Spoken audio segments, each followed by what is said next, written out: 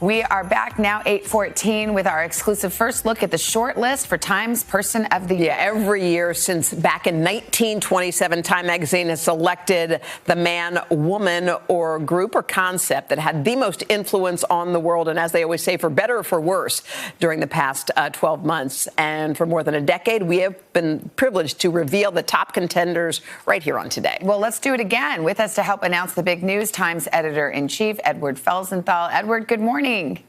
Good morning. Well, good morning. 2020, I mean, could be the man of the year. It's been quite a busy year. How'd you narrow it down? It's hard to believe it was just a year ago we last did this. Seems like longer. Yeah, exactly. How'd you narrow it down? This, it's always hard. This is the hardest year that I've been involved in. So many massive stories all over the world: racial justice, the pandemic, presidential election, wildfires. I mean, a really, really challenging year to make this call. All right. So, Edward, let's narrow it down. We're going to break it down. We're going to reveal the top four. Let's start in no particular order. We're going to begin with the first one, President-elect Joe Biden. Why did you choose him?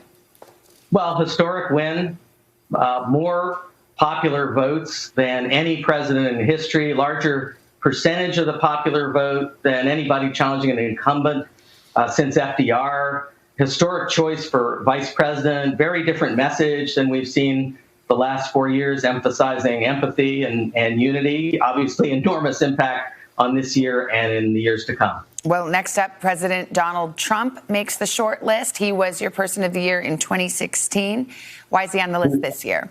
He was, and he wasn't reelected, but he's not going away. He's still very much in control of the Republican Party. He's completely changed the norms of campaigning from the White House, as he's changed so many norms throughout his term. He's obviously had a huge influence, for better or worse, as we say, with Person of the Year, and in how we've handled the coronavirus pandemic. And so obviously massive, massive influence on the year. Edward, sometimes you choose people and sometimes you'll choose a group or maybe a movement. So at number 3 for you is the movement for racial justice, which was front and center this year. Well, this was just obviously an extraordinary and incredibly important story. The killings of George Floyd, Ahmaud Arbery, Breonna Taylor, Tony McDade, so many others galvanized this massive reaction, demonstrations, by some measures the largest mass protests in U.S. history. 10%, as much as 10% of the U.S. population across 50 countries, people demanding that the world step up, this country step up and stop making excuses about racism, systemic racism. And finally, our last category, Dr. Anthony Fauci, joined by a group we certainly owe our lives to this year, Frontline Workers. Absolutely.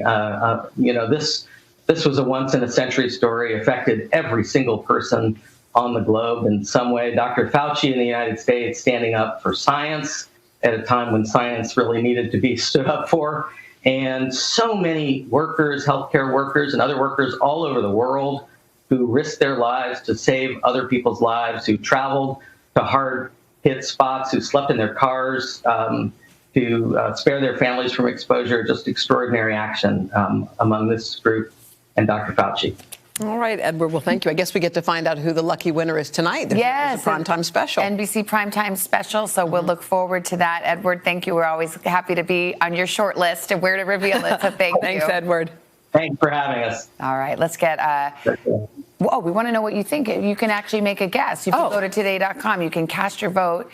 And again, you will find out the answer tonight at Primetime Special. It happens at 10/9 Central right here on NBC. And by the way, ahead in the third hour, we're going to reveal Time's Entertainer of the Year and Athlete of the Year. So they do all those things. But right now, let's turn it over to our Weatherman of the Year, Mr. Al Roker. Thank you very much. I accept the honor.